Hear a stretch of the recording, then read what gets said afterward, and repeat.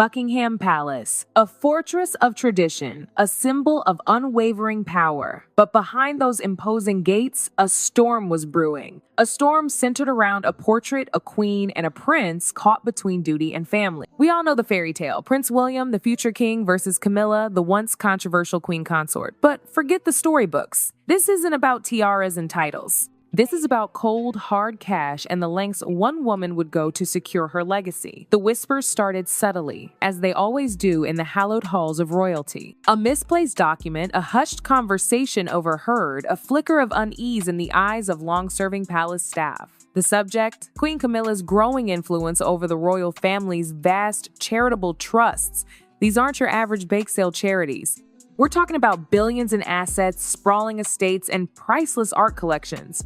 And Camilla, with her carefully cultivated image of warmth and dedication, was quietly consolidating her control. But William, ever the meticulous heir, noticed something amiss. During a private viewing of the royal collection, something felt off. The famed portrait of a young Queen Victoria, a piece William knew intimately, seemed too bright, too new. The subtle cracks in the varnish, the gentle patina of age, gone. It was a replica, and a rather clumsy one at that. Now, most people would dismiss this as a minor restoration gone awry, but William isn't most people. He has a keen eye for detail, a deep respect for history, and a healthy dose of suspicion when it comes to matters of the crown. He launched a discreet inquiry, pulling strings only a future king could access. The results were shocking. The original portrait, one of the monarchy's most prized possessions, had been quietly shipped off for urgent restoration on Camilla's direct orders. No one else, not even King Charles, had signed off on it. This was more than just a procedural breach. Royal treasures don't simply vanish without a trace. William knew this was a calculated move, a piece in a much larger, more sinister puzzle. He dug deeper, poring over financial records, tracing the movement of funds, and interviewing trusted palace staff. He discovered that the Queen Victoria portrait had been used as collateral for a short-term loan. The lender? A seemingly innocuous charity called the Green Heritage Investment Fund, overseen by none other than Queen Camilla herself. The pieces began to fall into place, revealing a disturbing picture of deception and self-enrichment. Camilla wasn't just diverting funds, she was leveraging the crown's reputation to legitimize the transfer of priceless artifacts into a private enterprise disguised as charitable investment.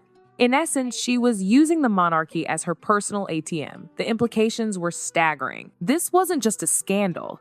It was a strategic act of corruption that threatened to undermine the very foundation of the monarchy. William was faced with an impossible choice: expose Camilla and risk fracturing the royal family, or remain silent and allow her to continue her scheme, further eroding the public's trust.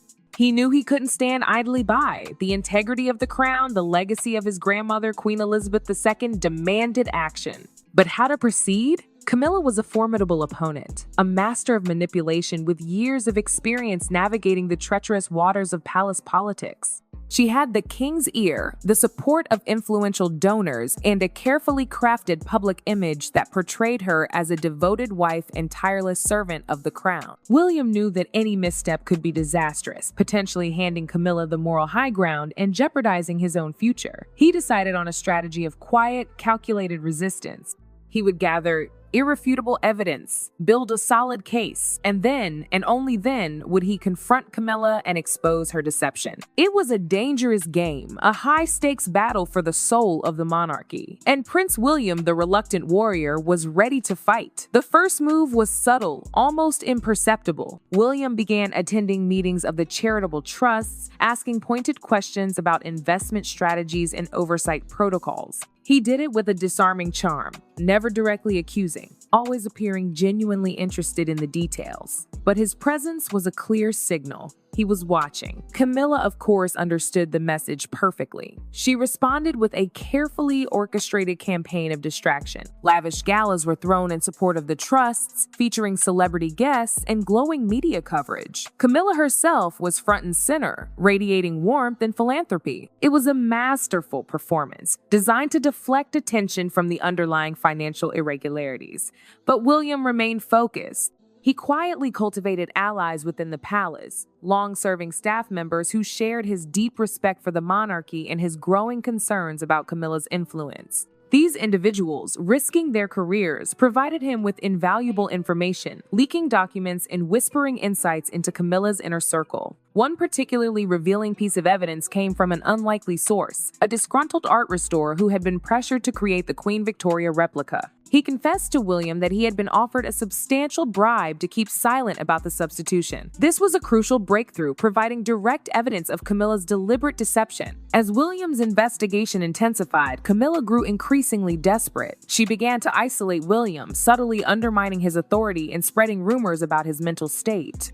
She suggested to King Charles that William was becoming obsessed with the past, unable to focus on the challenges of the present. But Charles, despite his deep affection for Camilla, was not entirely blind to her machinations. He had always admired William's integrity and his unwavering commitment to the crown. He agreed to meet with William privately, giving him a chance to present his findings.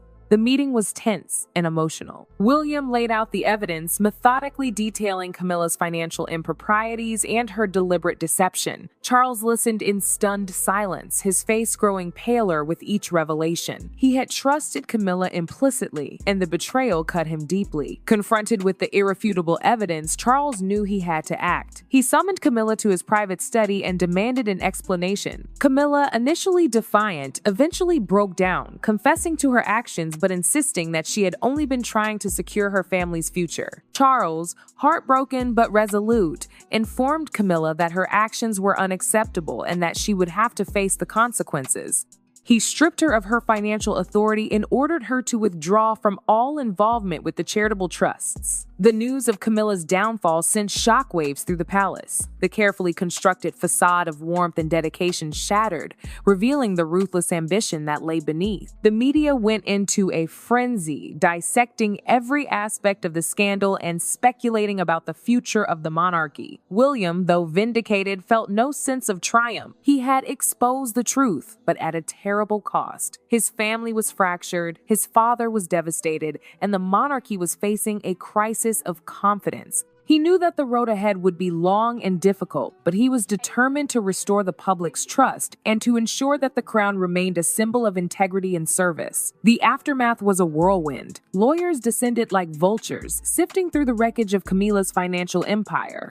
Every transaction, every document, every whispered conversation was scrutinized under the unforgiving glare of the law. The press, predictably, had a field day. Headlines screamed betrayal, deceit, and the potential collapse of the monarchy. Royal commentators, those self-proclaimed experts on all things Windsor, offered endless analyses, each more sensational than the last. But amidst the chaos, William remained a steady presence.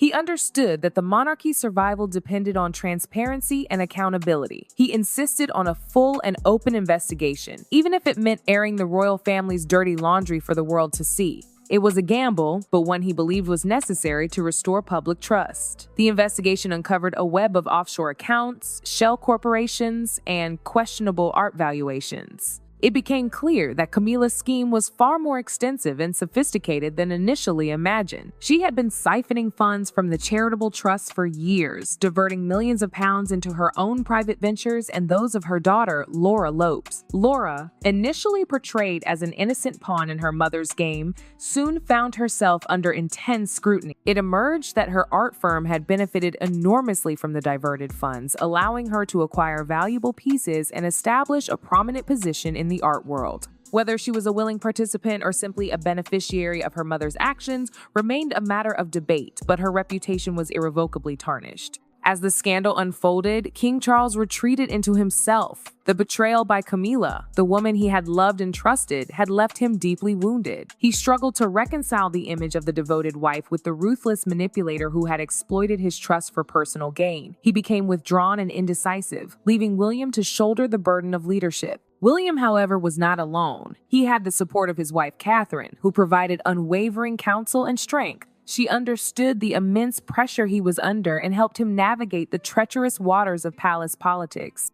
Her calm demeanor and genuine compassion resonated with the public, offering a much-needed sense of stability during a time of turmoil. Slowly but surely, William began to implement reforms designed to prevent future abuses. He established a new system of financial oversight for the charitable trusts, ensuring greater transparency and accountability. He also appointed a council of independent advisors to provide guidance on ethical matters. It was a painstaking process, but one that was essential to restore the monarchy's credibility. The question of Camilla's future remained a thorny issue. Some called for her to be stripped of her title and exiled from the royal family. Others argued for a more lenient approach, suggesting that she be allowed to live a quiet life in retirement. William, ever mindful of the monarchy's image, sought a solution that would be both just and compassionate. In the end, it was decided that Camilla would retain her title, but would be permanently barred from performing any official duties. She would live a private life, away from the public eye, and would have no further involvement with the royal family's affairs. It was a compromise that satisfied few, but it was deemed the best way to move forward. The scandal surrounding Camilla had a profound impact on the monarchy. It exposed the institution's vulnerabilities and highlighted the need for greater transparency and accountability. It also forced the royal family to confront uncomfortable truths about power, privilege, and the potential for corruption. But amidst the darkness, there was also a glimmer of hope. William's actions had demonstrated his commitment to integrity and his willingness to put the monarchy's interests above his own personal feeling. He had shown himself to be a leader of courage and conviction, qualities that would be essential in the years to come. The monarchy had been shaken, but it had not been broken. And with William at the helm, it had a chance to emerge stronger and more resilient than ever before. The road ahead would be long and difficult, but the future of the crown for now seemed secure.